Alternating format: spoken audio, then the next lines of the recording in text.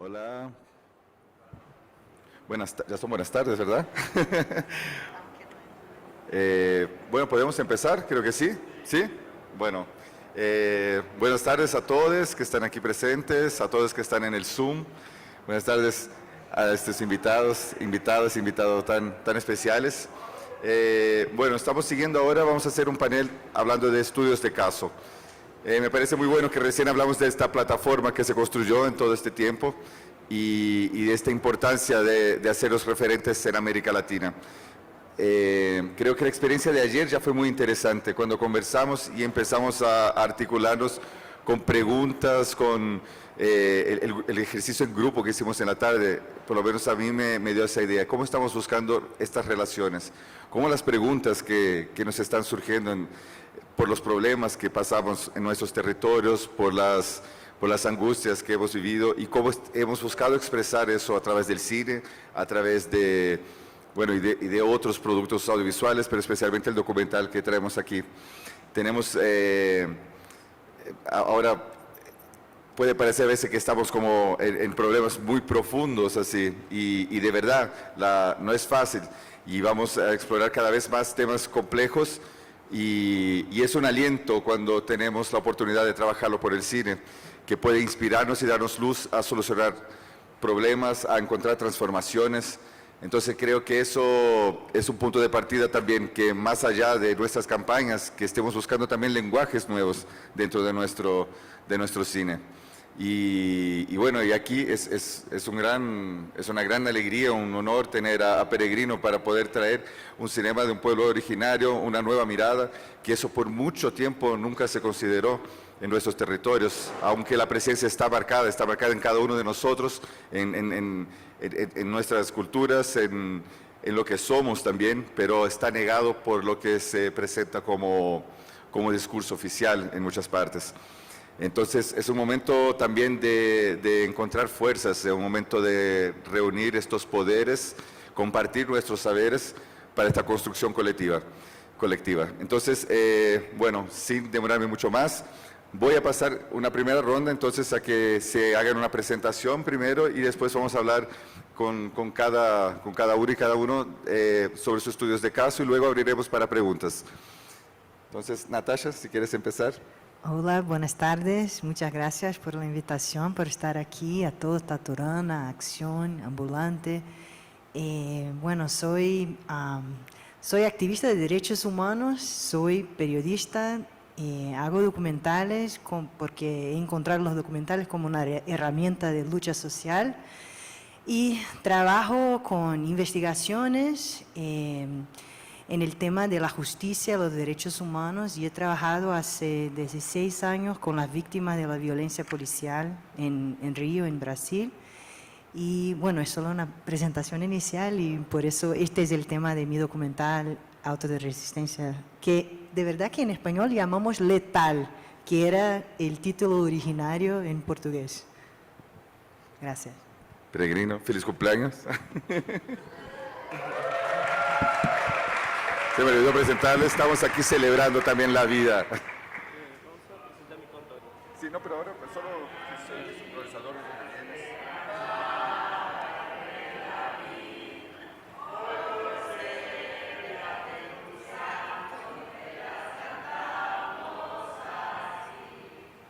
Despierta, mi bien, despierta, mira que ya amaneció. Ya los pajarillos cantan, la luna ya se metió.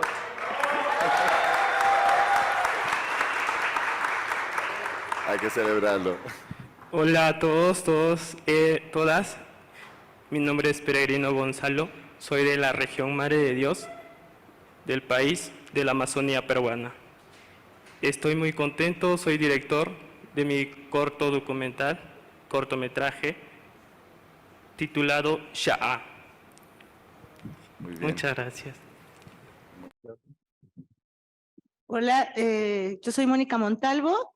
Estuve apoyando en el guión y en la dirección de contenido del documental La Energía de los Pueblos y soy parte de la colectiva feminista La Sandía Digital, que hacemos comunicación estratégica y apostamos por el derecho a la comunicación. Muy bien. Bueno, entonces les voy a pedir ahora, vamos a pasar, el corto es un corto muy de 3 minutos de Peregrino y después entonces va a contar su experiencia. ¿Tenemos ahí?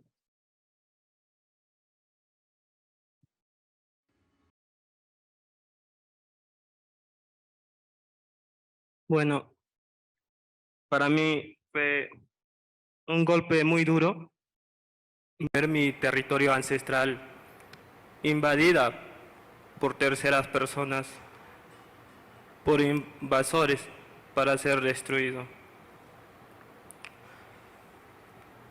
En el 2019 empecé a tener capacitaciones de comunicación y liderazgo a través de nuestra representación, la Federación Nativa de Madre de Dios, FENAMAT, y sus aliados, que es la Sociedad Peruana de Desarrollo Ambiental, aquí lo tengo, SPDA, y también con ISNOTABU, que significa, si no somos nosotros, entonces ¿quién?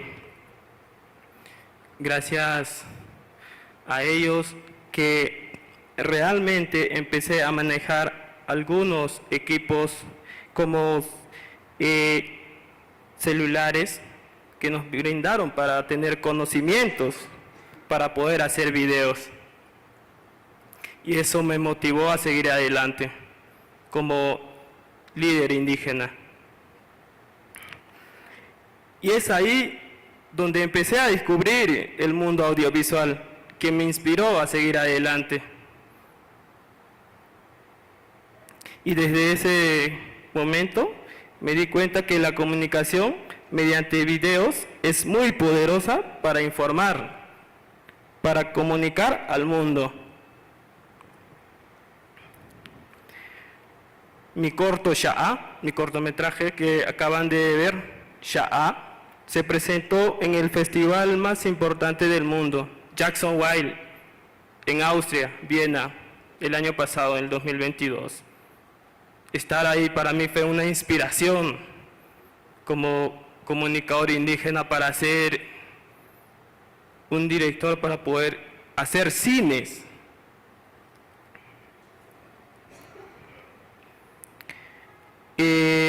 La realización de esta película fue hecha gracias al apoyo de la SPDA, la Sociedad Peruana de Derecho Ambiental, y gracias al financiamiento de ISNOTABU. Si no somos nosotros, entonces ¿quién? Estoy muy agradecido con ellos, realmente. Bueno, esta película fue hecha en 2 partes, como ustedes vieron.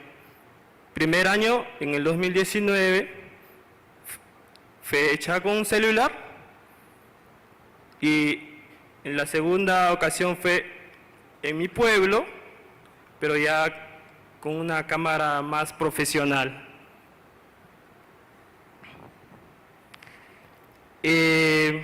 Bueno, la verdad, la película, como pueden ver, es una mezcla de material de archivos. Aprendí a manejar la comunicación para dar un mensaje que genere sentimientos en el receptor, para tocar fondos, para hacer conciencia, para que como receptor nosotros podamos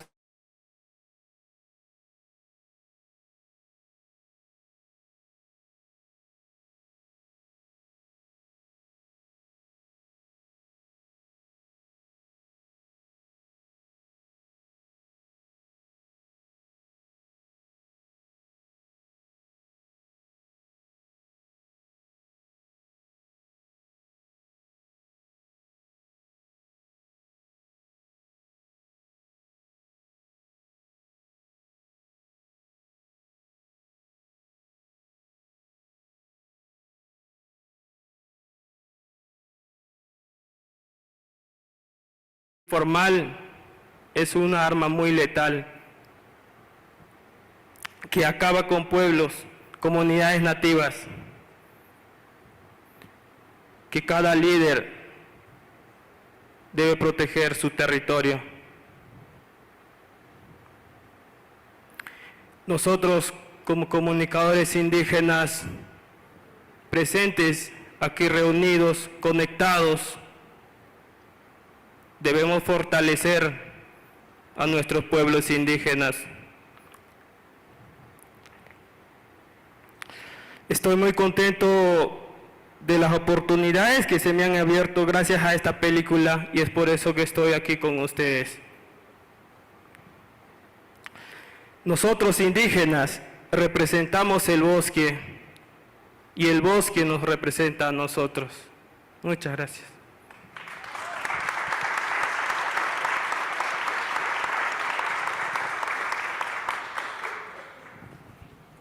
Muy bien, bueno, seguimos entonces ahora con, pongamos el tráiler de la película Autos de Resistencia, Letal, y ahí seguimos con Natasha.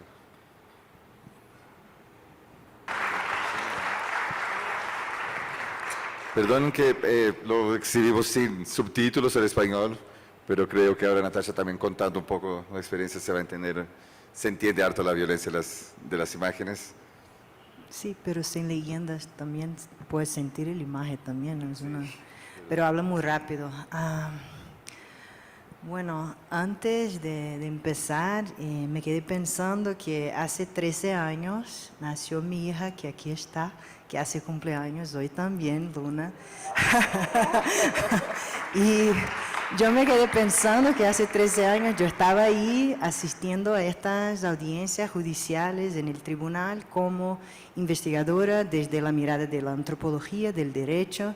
Estábamos haciendo una investigación para la Universidad Federal de Río sobre la forma, cómo trata la justicia, la fiscalía, cómo tratan estos casos, qué hacen con estas investigaciones, que de verdad que no investigan. En general, más que el 90% de los casos son archivados sin que se sepa cómo se ocurrió la muerte, los asesinatos, las masacres. Entonces, estábamos haciendo una investigación desde la mirada académica. Mientras yo hacía esta investigación en el foro criminal de Río, en las fiscalías, en la defensoría, yo conocí a estas madres que estaban luchando por la justicia en los casos de sus hijos. Yo conocí también a Juliana, que trabajó en el guión y también hizo la campaña de impacto. No sé si está ahí Juliana Farías. Está, hola. Que es como es una gran amiga que me enseñó cómo caminar en la lucha al lado de las madres, con las madres. Y empezamos a pensar, ella hacía investigaciones con las madres y yo en la justicia. Entonces nos encontramos para pensar en este documental y cómo filmar la justicia o la ausencia de la justicia desde la mirada de las madres, sentarnos ahí en estas audiencias judiciales que llevan horas, estando con las madres y experimentando esta experiencia con la cámara, pero antes de esto, al lado de ellas, ¿no? Porque para nosotras hacer esta película significaba no filmar la mayor parte del tiempo, pero sino estar con ellas y respetarles y apoyarles. Entonces, antes de escribir el proyecto que presentamos a Río Film en 2015, nos reunimos con los dos grupos de madres que son los más importantes de Río, que es la Red de Comunidad y Movimientos contra la Violencia, y el Foro Social de Manguinhos, que se ha vuelto también las Madres de Manguinhos. Entonces hablamos con ellas qué pensaban de hacer una película sobre esto, ¿no? Y yo digo que fue más difícil que defender un proyecto de tesis, porque, bueno, como mujeres blancas que somos, investigadoras de la antropología, Juliana también es antropóloga, nos hacían preguntas muy difíciles y esto que va a servir para nosotras y nosotras qué vamos a decir sobre lo que han filmado, y después de la película nos van a regalar la película, podemos mostrar la película donde queramos, hoy es de vosotras. Entonces, desde el comienzo Yo no sabía que era un documental de impacto, no sabía que era una campaña de impacto. Esto era 2015, yo solo quería hacer una película sobre la lucha de las madres, pero adentrar en el sistema de justicia que es muy cerrado, que ni siquiera sabíamos si íbamos a poder filmar, pero esto lleva años, ¿no? Y años para tener una autorización y hay que esperar y por eso nos quedamos más que 2 años filmando, pero también yo ya estaba trabajando ahí en el sistema, entonces ya tenía algunos contactos, algunos jueces, algunos fiscales que después de mucha charla nos dejaron filmar. Y entonces la campaña de impacto empieza antes mismo de la película, con esta pregunta de las madres. ¿Qué significa hacer esta película? ¿Qué van a hacer con esta película? Y nosotras. Entonces, y todo el tiempo construyendo la película, el guión, qué filmar, esta charla con ellas de cómo filmar, de dónde ir, cómo no hablaban de las amenazas y de la seguridad, qué significa hacer esta película para ellas. De verdad que la película en la situación que estaban en Río ya estaban en riesgo. Y hacer la película era tener una camada de protección de una narrativa oficial y el cine también como una herramienta de protección, porque estar en una película y llegar con una cámara en una audiencia les da más legitimidad a su lucha, porque los movimientos de madres en Brasil en 2015, yo creo que el panorama se ha cambiado un poco, pero en 2015 eran incriminadas, eran acusadas de ser parte del narcotráfico de Río. Sus hijos en general en los procesos judiciales son acusados de haber resistido a la policía y por eso fueron muertos. Les plantean ahí armas falsas, le ponen entorpecentes, dicen que cuando llegaron estaban atirando. Es una narrativa oficial que yo como investigadora he leído en centenas de casos, la misma narrativa, solo cambian el nombre. Incluso les llaman de elemento, como un criminal que estaba ahí haciendo algo contra la policía. Entonces las madres, porque acusan a sus hijos, le acusan a las madres también de tener algo que ver con, no sé, con una actividad criminal, porque tenemos en los territorios de Brasil, de Río, tenemos la venta de drogas, ustedes saben, aquí también así es, pero no tiene nada que ver con el movimiento de madres. Y si la persona estaba ahí vendiendo drogas, tampoco debería ser muerta, ¿no? Debería ser, yo no creo en el encarcelamiento, pero una medida restaurativa de justicia, ¿no? Entonces, la narrativa oficial, las madres son acusadas de, ni siquiera eran oídas. En general, en los medios de comunicación, solo escuchan a la policía. Pero desde estos años y con el agravamiento de la situación de violencia policial y con la lucha de las madres, poco a poco han conquistado el respeto incluso de los medios de comunicación. Vito está aquí también, trabaja con las madres ahí en Brasil y sabe que llevó mucho tiempo para que cuando alguna masacre o algún homicidio ocurre en la favela, para que escuchen a las familias, porque antes no escuchaban a las familias, no escuchaban a la gente que vive ahí. Entonces lo que mostramos en la película, infelizmente, sigue pasando en Brasil. Terminamos de hacer la película en 2017 y el estreno estaba marcado para el É Tudo Verdade, It's All True, es todo verdad, el Festival de Documentales de Brasil, de Río, y esto era abril 2018. Un mes antes del estreno mataron a la concejala Marielle Franco. Y en este año teníamos una intervención federal militar en Río, un general, estaba el general Braga Neto, que se ha vuelto también el vicepresidente de la República, que trabajaba con Bolsonaro en 2018. Nuestra seguridad pública de Río estaba en sus manos. Entonces teníamos una intervención federal, teníamos una concejala muerta, teníamos todos los activistas amenazados, entraron en nuestras cuentas, hacíamos también una campaña contra la intervención federal y en este contexto estrenamos en Es Todo Verdad y ganamos el festival. Entonces no teníamos ninguna plata para hacer la distribución, pero pensamos con Marcelo Maia, que era nuestro distribuidor en Art House, ¿Qué vamos a hacer? ¿Esperar un dinero oficial? Ni siquiera sabíamos quién iba a ganar. Ah, sí, teníamos las elecciones presidenciales de Brasil en 2018. Y en este momento en Brasil teníamos en Río, como 4 personas muertas por la policía todos los días. Ahora en Brasil tenemos 17 personas muertas por la policía todos los días en estos casos que están en la película en que acusan al muerto de haber resistido. Son más que 6.000 personas muertas por la policía oficialmente, están en los datos. En Río es el peor escenario, que tenemos como 1.300 personas todos los años. Entonces decidimos de hacer la distribución en los cines sin tener ninguna plata. Ganamos el festival Es Todo Verdad y ganamos ahí 50.000 reales que hicimos las copias y entonces contratamos una agencia que es una agencia de comunicación de impacto que se llama Agencia Chama, que trabajaron con Marielle en su campaña, por ejemplo, que trabajan con campañas de impacto, campañas de advocacy, sobre todo temas de derechos humanos ahí, también con políticos de izquierda. Entonces, por eso, ahí sí nos dimos cuenta que estamos empezando una campaña de impacto. Y con eso hicimos un website donde, bueno, tenemos datos sobre la violencia policial, tenemos descripciones de los casos que están en la película, tenemos los links para los movimientos de madres de Mayo, de São Paulo, la Red Nacional de Madres y Familiares de Víctimas del Terrorismo del Estado, los movimientos de Río, Madres de Manguinho, Red de Comunidades, y ahí también abrimos una inscripción para aquellas personas que quisieran hacer una exhibición de impacto. Ahí tengo que parar.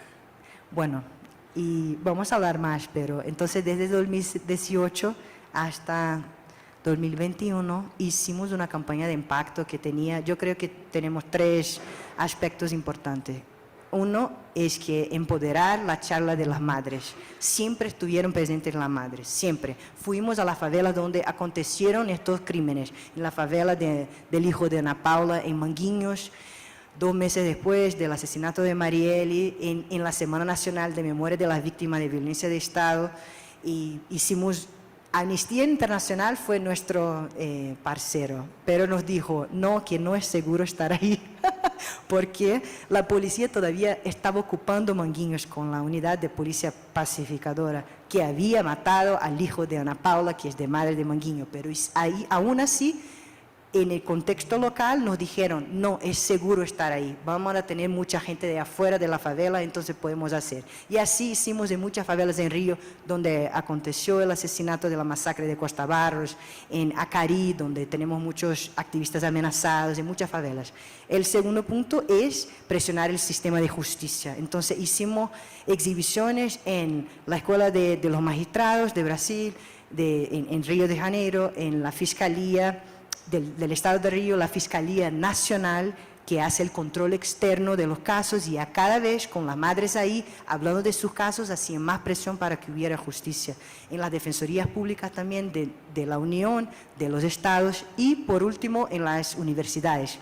La película nos da mucha alegría que se ha vuelto como una bibliografía en el tema del derecho y también las ciencias sociales, y muchos maestros nos han dicho que incluso para los policiales en UFI, donde estudian policiales de la seguridad pública, han tenido que hacer un trabajo sobre la película y sobre el tema de la violencia policial y los autos de resistencia. Entonces hicimos así un recogido muy grande en las universidades de todo Brasil con las madres, y ahí sí las madres adentran la universidad como especialistas, como las que tienen algo que enseñar, no solo como protagonistas de una película, pero las que son, las que tienen la información, a quien uno tiene que escuchar, porque sabe mucho más que la gente que trabaja con el derecho, la gente que trabaja con ciencias sociales y todo más. Bueno, podemos hablar más después. Gracias. Impresionante. Bueno, después seguimos hablando más también de detalles. Sí, te toca, Mónica. Ahí vamos a pedir hay un trailer también de la película antes, de la energía de los pueblos, y ahí seguimos.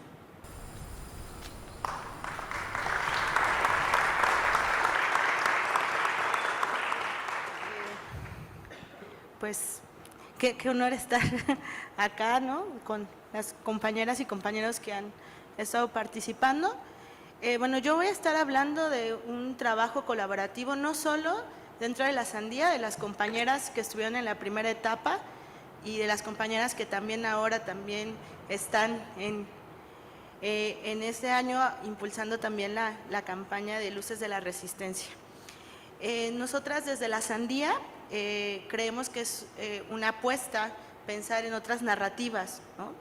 Y que frente a este contexto donde la justicia es una ausencia y donde el terror es una cotidianidad, pues hablar, ¿no?, sobre historias desde la dignidad es una labor política. En el 2018 realizamos un diagnóstico llamado Tejer las voces, defender la vida, en donde queríamos preguntarnos sobre el papel de la comunicación y donde decidimos que era importante seguir apostando por procesos de formación, pero también de narrar las victorias, ¿no?, y así favorecer estas historias desde la dignidad.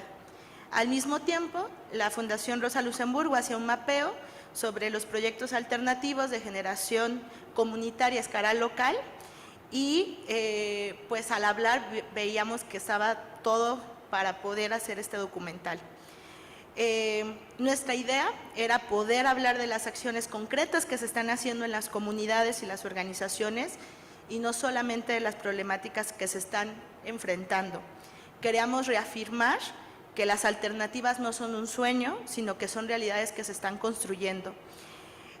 Así, con este documental quisimos apostar por historias de esperanza, una historia coral, ¿no?, en donde la organización es la clave de los procesos, en donde hay una diversidad de conocimientos para que estos se lleven a cabo y donde no se podrían entender sin la participación de las mujeres y de los jóvenes. Pero también tenemos un vínculo político con estas comunidades, no con todas de la misma manera, pero sí con las dos en México, en donde acordamos que el documental era de ellos y para ellos.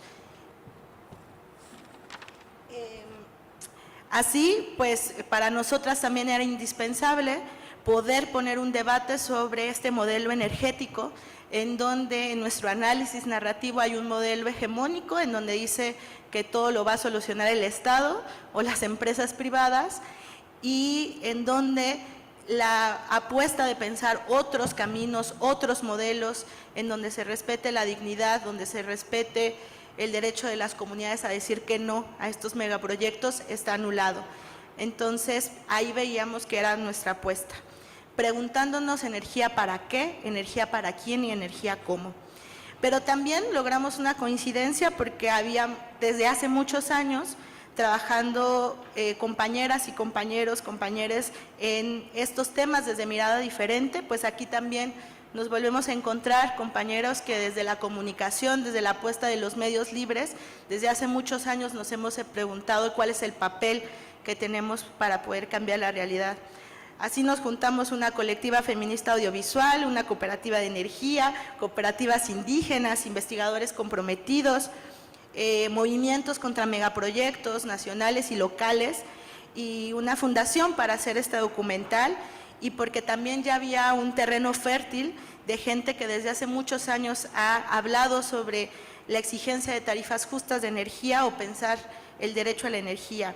Y también desde la lucha que movimientos en México, en Guatemala o en muchas otras regiones hacen en contra de estos megaproyectos, pero donde también se han preguntado sobre sus proyectos de vida. Así decidimos en esta campaña que se tituló o se titula Luces de la Resistencia, repolitizar la discusión sobre la cuestión energética y que más comunidades y organizaciones iniciaran una reflexión sobre la posibilidad de realizar proyectos energéticos comunitarios. También decidimos desde un inicio que queríamos hacer una campaña de impacto, y aunque dentro de la Sandía ya había habido otras experiencias y un conocimiento, pues no con este nombre de campañas de impacto, ¿no? Y decidimos que no solo íbamos a trabajar con las personas que aparecen en el documental, sino con otras y otros que también están haciendo esta apuesta para pensar otro modelo energético popular justo. Ahora somos 23 organizaciones de diferentes lugares que estamos apostando por eso. cuando estábamos terminando la edición de la película vino la pandemia y nos obligó a trasladar todo a manera digital. Y bueno, la campaña creo que se ha vuelto un espacio de articulación. El documental fue un pretexto que nos ha servido para una herramienta pedagógica, pero también como un espacio para poder compartir aprendizajes, para poder entender que necesitamos miradas diversas para poder apostar y cambiar la realidad, ¿no? De poder vincular experiencias y fortalecer relaciones, y que hemos creado también relaciones afectivas, y no son los protagonistas, son nuestros compañeros, son nuestras compañeras, son con quienes tenemos una apuesta política. Hemos realizado talleres, realizamos una página web, materiales ahí en una silla pueden encontrar algunos. Hicimos este disco, ya no hagan discos, nadie tiene DVDs, pero también pues hemos pensado cómo seguir generando otro tipo de materiales. Entonces pues tenemos una lotería que está en Agua, está en Totonaco. Pues también hemos apostado por pensar en fotobordados para generar pues el diálogo entre que estamos cosiendo y también en lo que queremos apostar, ¿no? Y pues la campaña no es una campaña de la sandía, es una campaña que ya pues es de quienes compartimos este camino. Hemos sido exhibidas en festivales de cine ambiental, social, pero creo que donde más hemos apostado son en esas proyecciones, en otros espacios comunitarios, universidades. Llevábamos el año pasado 120 proyecciones. Este año decidimos con otras compañeras hacer un ciclo de cine, y también es importante cómo nos apoyamos entre las diferentes apuestas que estamos haciendo con otros realizadores. Y ya para ir terminando, creo que algo importante es que pudimos también posicionarnos dentro de la discusión que el año pasado se estaba llevando en México sobre la reforma energética. Digamos, es una lucha de David contra Goliat, ¿no? Es muy complicado pensar que vamos a poder lograr una política energética diferente cuando hay tantos intereses, pero al menos logramos que poner ahí en ese foro dentro del Senado, hablar sobre cómo nosotros estamos pensando en la energía. Y también pues ha sido un proceso de mucho aprendizaje, donde ahora nos cuestionamos si es hablar de transición energética o más bien hablar como los pueblos Macehuales o Totonacú en la Sierra Norte de Puebla, energía del Yanimilis. Así que pues ahora organizaciones, movimientos, luchas, redes contra energía, pues nos hemos juntado para seguir apostando, para cambiar estas narrativas en donde nos dicen que no hay nada que hacer, y más bien poner el centro la vida y la esperanza.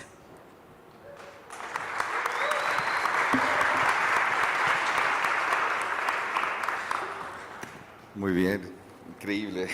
Bueno, creo que ya pueden prepararse para hacer preguntas también, los que están aquí, los que están también en chat, ya les aviso.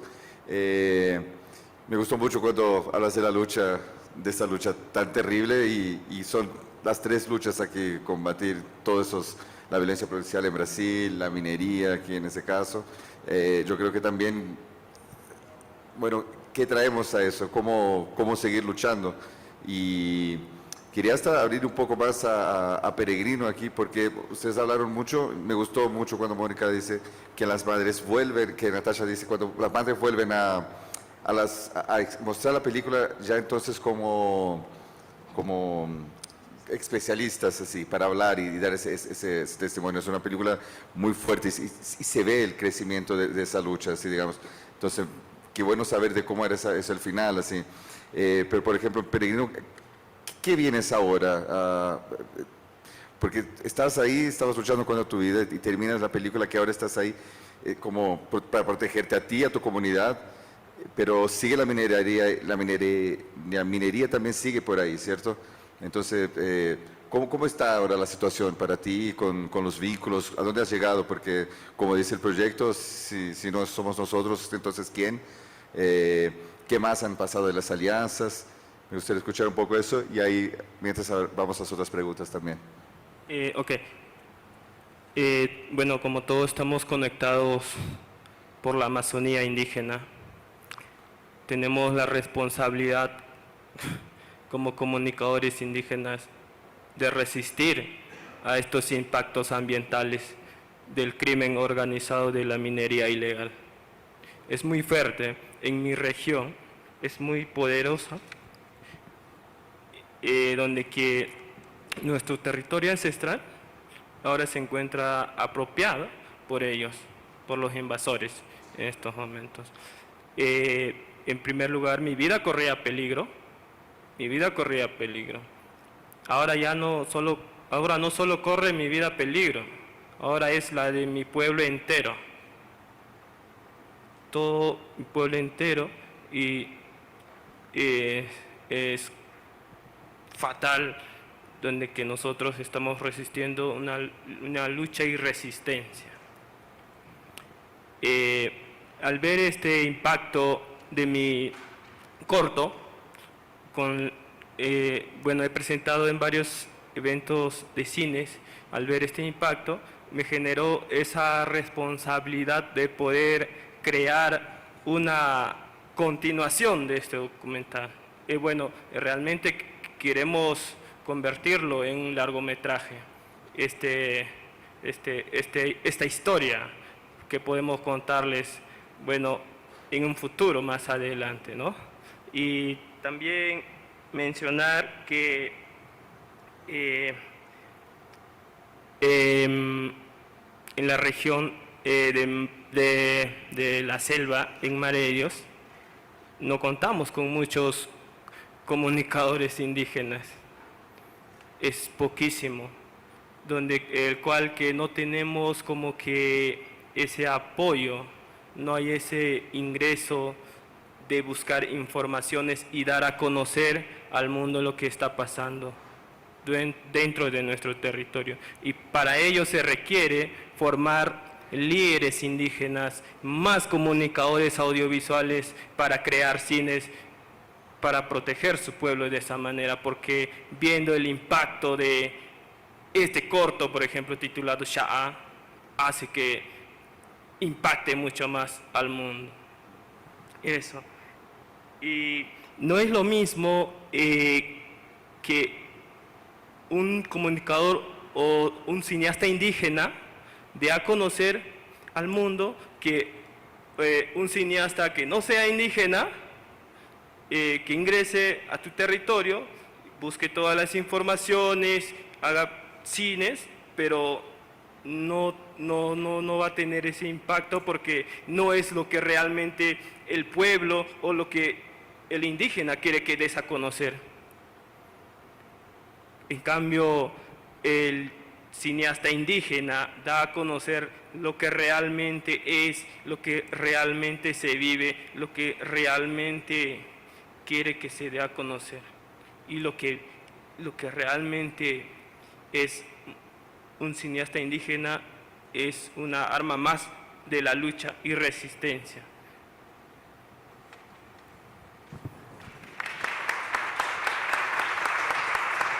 Bueno, y tenemos preguntas aquí en el chat ya. Aquí tenemos una, dos. ¿Podemos hacerla esas? Hola. Buenas tardes, mi nombre es Joel Enríquez. Soy reportero, hago freelance.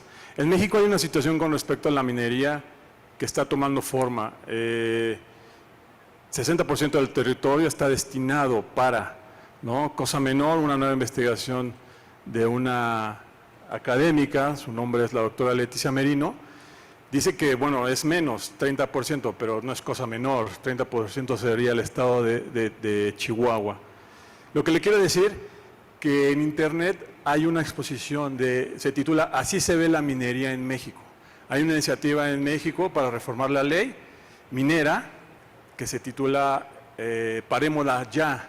¿Qué le quiero decir con eso? Que igual se pueden hacer alianzas. Yo tengo el contacto de la persona que tiene esa iniciativa, se llama la doctora Beatriz, ahorita se me olvidó su apellido, pero bueno, creo que la circunstancia que vive América entera con respecto a la minería extractivista, pues es lo que viene, ¿no? Es la era de los commodities, ¿no? Las mercancías va a ser lo que va a venir con respecto a este tema de regionalismo y puede ahí ser una ayuda. De lo que usted comentaba referente al acceso a la electricidad, creo que también se vive otro momento geopolítico que es muy poco contemplado, ¿no? La transición energética. ¿Esta cómo va a ser? ¿No? Están los gases fósiles, está el calentamiento global.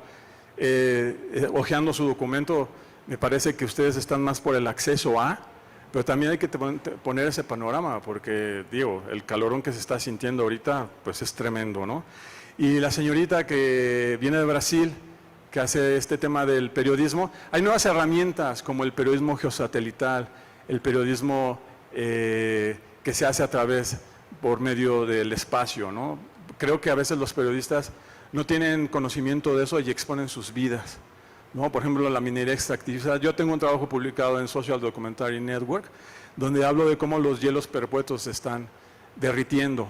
Entonces también creo que están pasando cosas en el periodismo importantes que no conocemos y que luego los documentalistas, o sea, como que son, o sea, sí siento que el cine documental ayuda al periodismo, pero hay muy pocos periodistas, por ejemplo, aquí, ¿no? Como que andan en otra cosa. Entonces pienso que si nos empezamos a juntar y compartimos, podemos darle mejor fruto a eso. Gracias. Muchas gracias, Joel. Vamos a la otra pregunta de aquí. Muchas gracias a ustedes porque las historias que están contando son muy valiosas, increíbles y necesitan ser contadas, pero a la vez es claro en todos los casos que hay una serie de riesgos que se asumen al contar estas historias. Y una de las preguntas que a mí me resuena mucho es si ustedes han hecho algo o tienen en mente protocolos para asumir estos riesgos en sus organizaciones, en sus comunidades, o si no ha ocurrido hasta ahora, si tienen planes o ideas de cómo puede ocurrir eso para reducir el riesgo al que entramos. Y luego una de las cosas que tiene mucho que ver con lo que decía Peregrino también, cuando somos cineastas, que entramos a una comunidad pero no somos de la comunidad, ¿cómo hacer para que cuando nosotros nos vayamos pero los liderazgos quedan en territorio no estemos exponiéndolos a más riesgo? Muy bien. ¿Hay otra?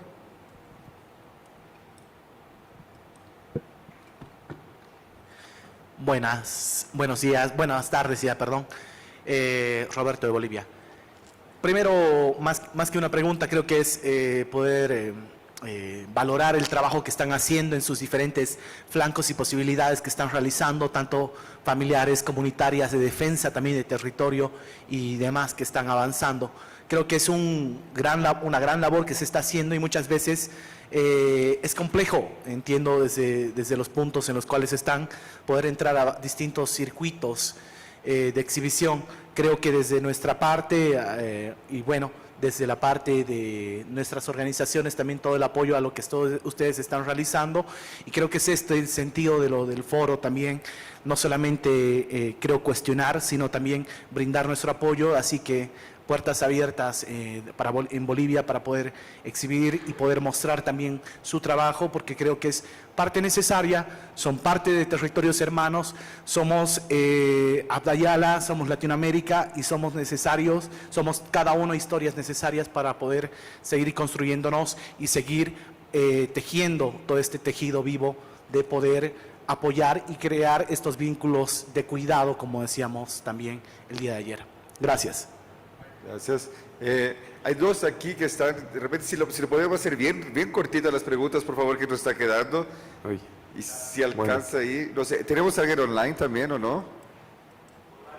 No, perfecto, entonces ahí ¿Sí ya hablo? cerramos porque si no, no tenemos cómo contestar todo, ¿cierto? Bueno, hola, yo soy Shun del pueblo Tzotzil, soy de Chiapas. Vaya, es que son varias como situaciones que quisiera exponer, pero es cierto que cuando hacemos documentales, pues no solo documentamos, sino creamos historias y creamos narrativas, ¿no?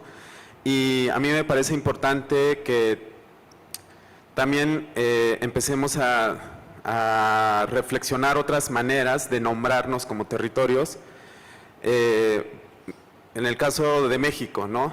Bajo esta idea de que todas y todos somos mexicanos y tenemos el derecho al disfrute de la naturaleza o los recursos naturales, eso hace también que no entendamos por qué la gente defiende su territorio. Entonces es importante también empezar a ver a las personas y a las poblaciones como naciones, como territorios que tienen el derecho, ¿no?, de nombrarse y de decidir qué hacer con su territorio. El problema de los nacionalismos es muy fuerte y hay que empezar a debatirlo también, ¿no? Por ahí alguien dice que eso es como tener un discurso que podría fragmentar nuestro país, y no es cierto.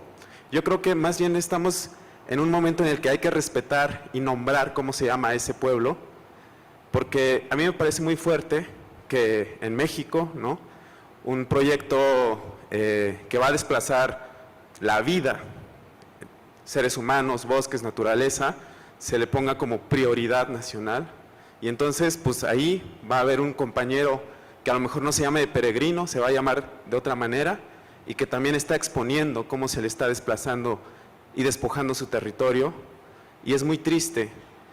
Y hay una larga historia de asesinatos de compañeras y compañeros en estas situaciones. Entonces, como cineastas, como documentalistas, creo que también hay que hacer un fuerte trabajo de narrativa, ¿no?, de cómo nombrar y cómo nombrar al otro y la otra, y por qué es importante que tenga el derecho a su propio territorio.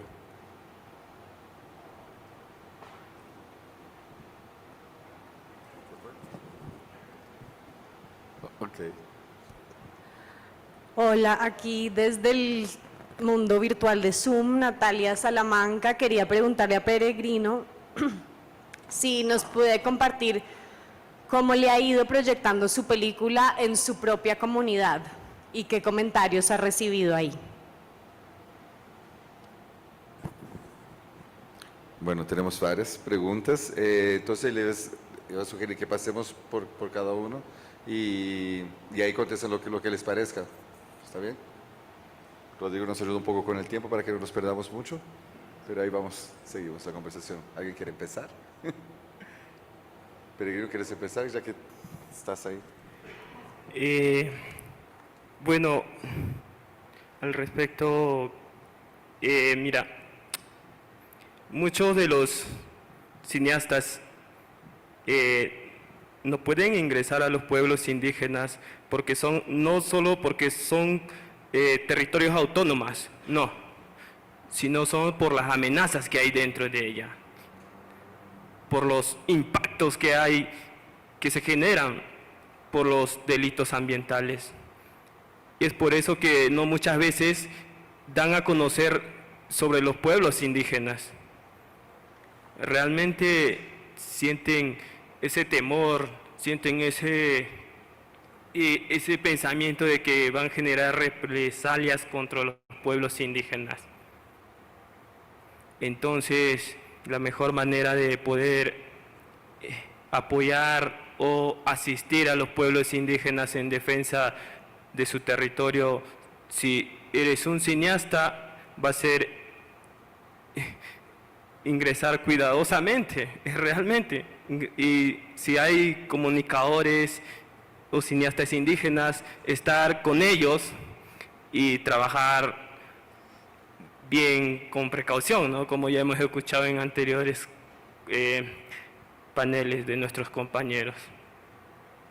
Y una de las estrategias que podemos usar son los materiales de investigación, como hay bastantes tecnologías que están saliendo como dron, que puedes captar imágenes sobre los hechos que se están realizando dentro de un área. Hay muchas alternativas que podemos usar y gracias a ello la tecnología está avanzando y eso tiene que ver mucho que los cineastas indígenas tienen que aprender y conocer más sobre esos temas.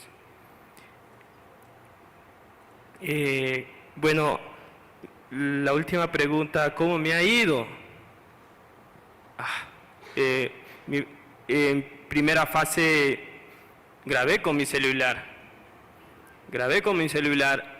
para hacer este docu, pero en primera veces yo no tenía ese pensamiento de que tenía que ser cineasta indígena o director de una película, no tenía esos pensamientos. Simplemente tenía esa inspiración de liderar a mi pueblo y defender mi territorio para ellos. y venían las amenazas, venían las críticas de mis propias paisanos, o sea, mis propios paisanos, quiero decir, de mis propios hermanos, ¿por qué? Por la seguridad de vida. Oye, que te van a matar, oye, que te... O sea, empiezan las cosas, pero tú tienes que resistir y saber. Pero yo sin saber eso, esas consecuencias, me las cargué, las consecuencias. Y es por eso que en primera fase no quería saber nada. Tiré todas las... No quiero saber nada, no quiero hacer más, no quiero liderar. Pero fue como una...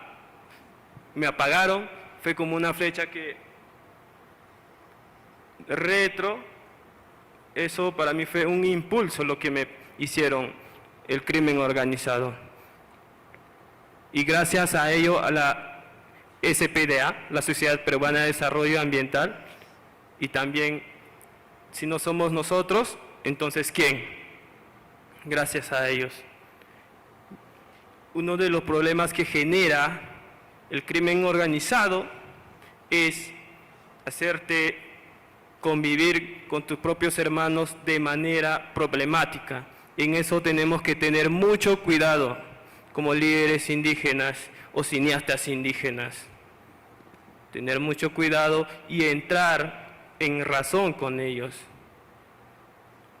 No caigamos en esa tentación de terceras personas o que vienen de otros lados. No caigamos en esa tentación de ofrecer nuestro territorio ofrecer territorios a cambio de algo que no significa nada para nuestro futuro. Nosotros somos indígenas que debemos cuidar nuestro territorio porque el bosque para mí es mi hogar.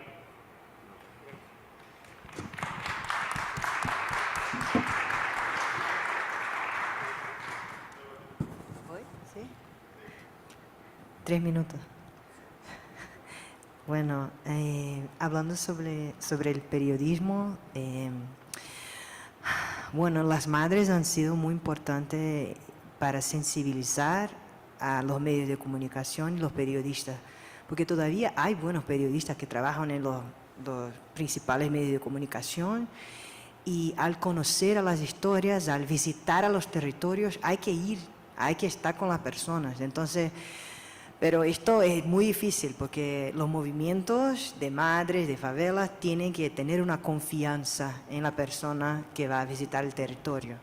Si no, algunas veces uno visita el territorio, encuentra las historias, se va, se vira la espalda y escribe lo que quiera. Entonces, y después esto puede poner a alguien en riesgo, no sé qué. Entonces, bueno, encontrar este periodista con quien, en quien confiemos es una tarea difícil, pero los años pasan y sí que las madres han encontrado a estas personas. Y ahora cuando algo se pasa en las favelas, principalmente de Río, yo creo que ahora los principales medios de comunicación y los propios movimientos de madre ya tienen el contacto con las principales televisiones, los canales y los periodistas principales, y ahí se van muy rápidamente.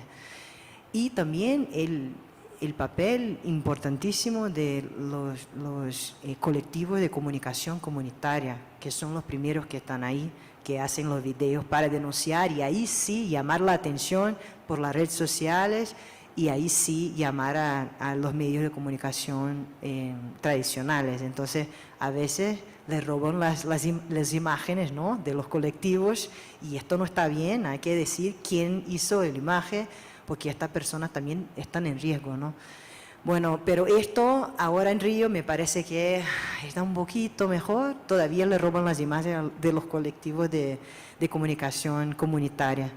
Y para hablar de riesgos, bueno, mientras yo hacía la película, la mayoría de las madres ya habían sido amenazadas antes de que el caso llegara a la comisaría policial.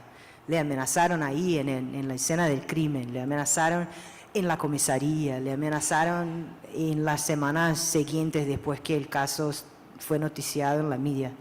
Entonces ya habían perdido el miedo. Hay una frase que han decidido que nos tiraron tanto que hemos perdido el miedo. Entonces, para ellas, para los movimientos, ellas pensaban que hacer la película les traía más seguridad. Para estar, por ejemplo, cuando fuimos ahí en esta reproducción simulada de la masacre de Costa Barros, teníamos incluso grabando, totalmente ilegal, la policía no nos dejó, pero estábamos grabando el depoimiento de la principal madre que había llegado en la escena de crimen con cinco jóvenes que les habían asesinado con 111 tiros. Entonces, esta reproducción simulada filmamos todo y les daba un poco más de tranquilidad de estar ahí, porque de verdad que había casi una operación policial para hacer la reproducción simulada con caveirões, que son los vehículos blindados, un aparato militarizado para hacer una reproducción que casi parecía una guerra para producir pruebas de una masacre. Entonces, para ellas nos parece que en general les regaló más seguridad estar con el equipo. Y después también, última cosa, es lo que pasa es que nosotras no somos solamente documentalistas, somos activistas. Entonces, como tenemos el contacto con los fiscales, los jueces, los defensores, todo que se pasa hasta hoy, que se pasa en una favela, hacemos directamente el contacto con los que deben investigar. Y esto hacíamos mientras estábamos haciendo la película. Y con esto hemos logrado, que no había dicho, de ayudar a las madres que el caso fuera investigado. Por ejemplo, un caso que no había sido investigado de Fatinha en Rocinha ha sido denunciado a la justicia. Entonces, algunos casos que no habían tenido investigación, y los casos que filmamos las audiencias también la mayoría fueron condenados los policiales. Entonces, esto era también una ayuda para empujar el sistema de justicia para que hubiera justicia en sus casos. Gracias.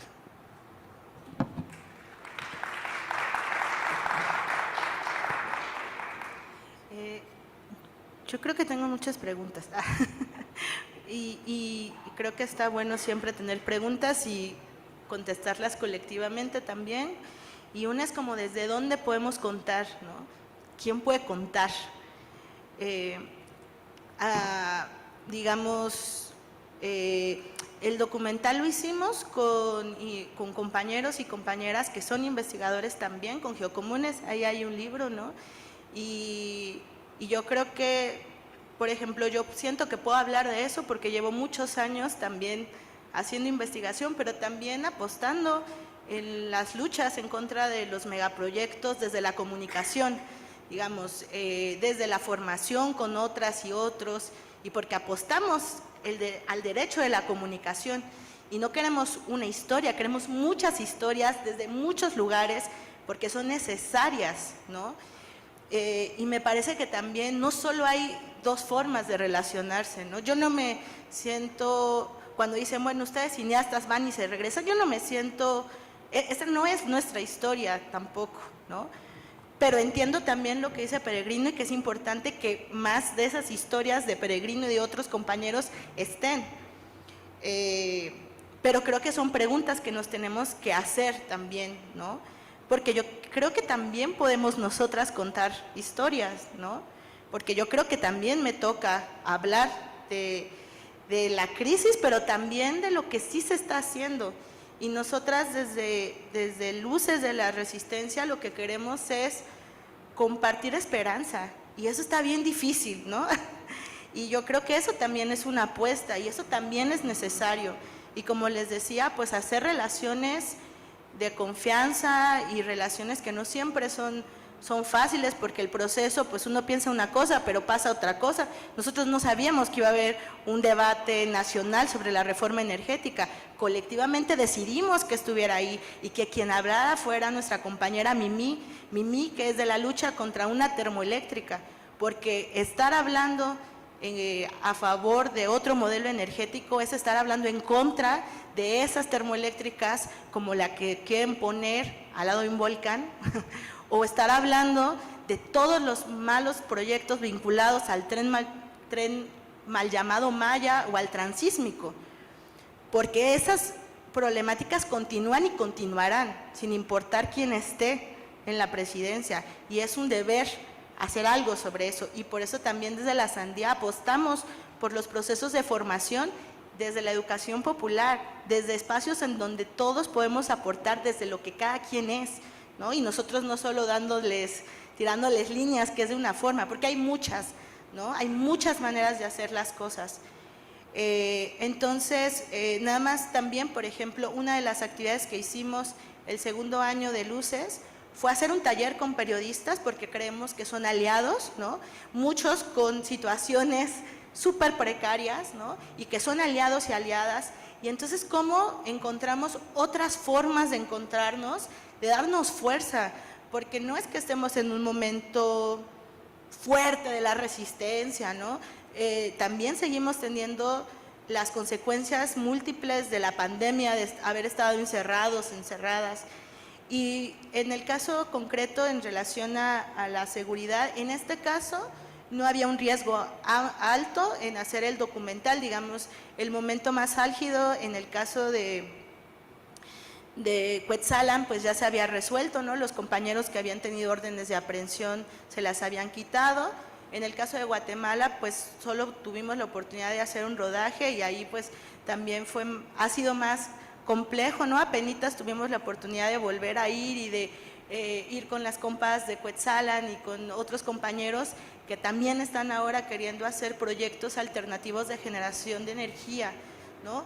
Chiquititos, no son majestuosos, no cambiarían la matriz energética del mundo, no es la solución total de la crisis climática, pero creo que alguien ya lo decía, cada quien le toca resolver ciertas cosas. A los pueblos que han luchado en contra de los megaproyectos no les corresponde hacer la política internacional de cómo ahora se tiene que pensar cuando hay una crisis, ¿no? Y creo que también es decir, cada quien está construyendo esos proyectos de vida, ¿no? Que son diferentes en los diferentes coordenadas. No es lo mismo la Sierra Norte de Puebla que la comunidad de Los Panchos aquí en la Ciudad de México, en Iztapalapa, y son igual de válidos e importantes, ¿no? Entonces, pues solo eso, y que me parece que tenemos que seguir haciéndonos muchas preguntas para pues seguir avanzando.